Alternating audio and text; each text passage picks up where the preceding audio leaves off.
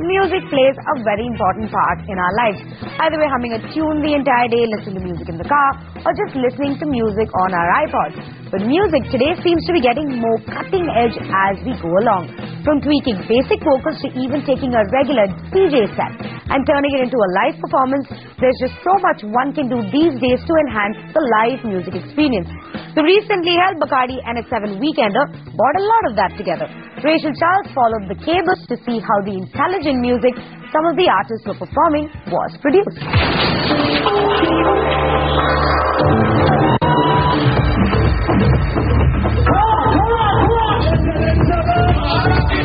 A three-day music festival that aims to bring together India's experimental and independent musicians would have to be a combination of various elements. A tolerant attitude, with of course enough space for the ones that bring a smile. Mix of many genres.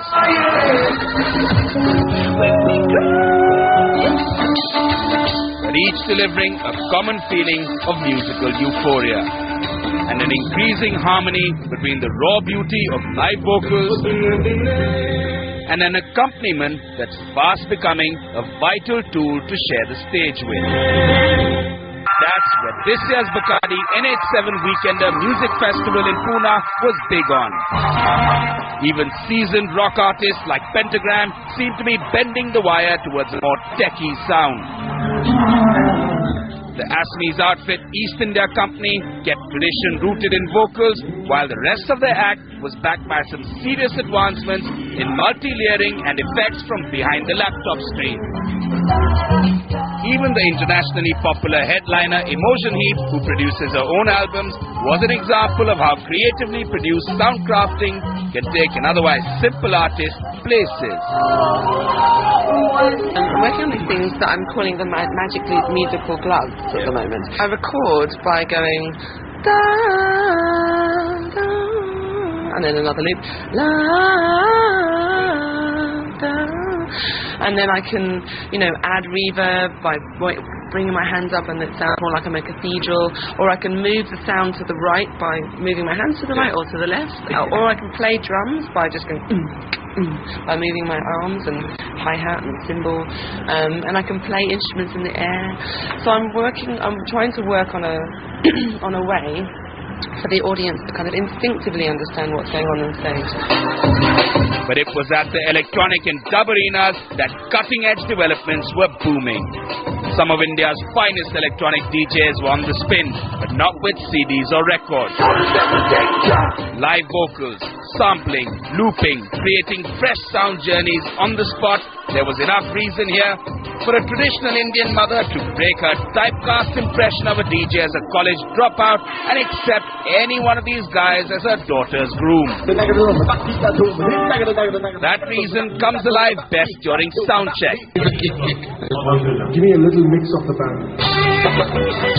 A time when traces of the night before are present in subtle little ways amidst the emptiness. Delhi-based electronica duo The Medieval Pundits treat this as a serious time. Over the years, they've demonstrated through various collaborations and performances that there's some serious work and equipment that goes behind being called an original live act. A bit about the cutting-edge sound that you guys, the cutting-edge tech that goes behind the cutting-edge sound that you guys produce. Well, we basically use laptops on stage.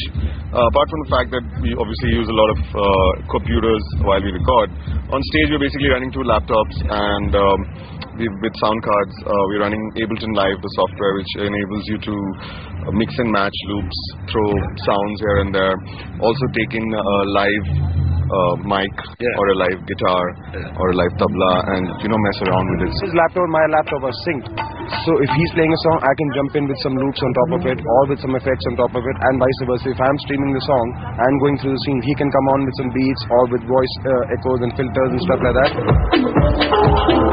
He may have the words DJ before his name, but Jayant Luthra carries no CD case. His entire solo set is a performance from the word go. The technology of what it does to me is that it makes my life much more organized. And right now my current setup is a laptop which I'm running Ableton. I have some guitar pedals, and I'm using Touch OS on my iPad, which is like an open source thing.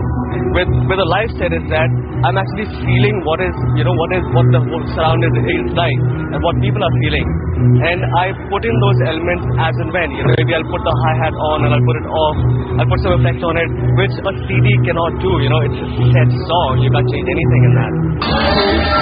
As night fell on the final day, the stage was an example of how weaving various elements into a structured collage seemed to be the way of the moment for many on the indie circuit. However, making sure all the 5 stages that ran simultaneously for 3 days remained free of sound leakage had its own commendable technicality. This is the Wolves Den, right? Over here you've got the Dura stage, and over here you've got the dub station, right? So now this is like a fair amount of sound happening together. So how do you ensure that this does not leak into this, does not leak into this? See, there are certain ways of setting the system up wherein it travels in an X direction and does not leak into the other. So if you look at it, this stage is practically 10 meters ahead of the other one. So all the energy was here, and this was firing from the back. And as this system was soft, we had almost double the inventory of this system. Just goes to say that on technical and musical grounds, we're at par with global festivals. And as is the case with musicians, whether this can be further developed upon or not, the NH7 Weekender 2011 will be up for many replays.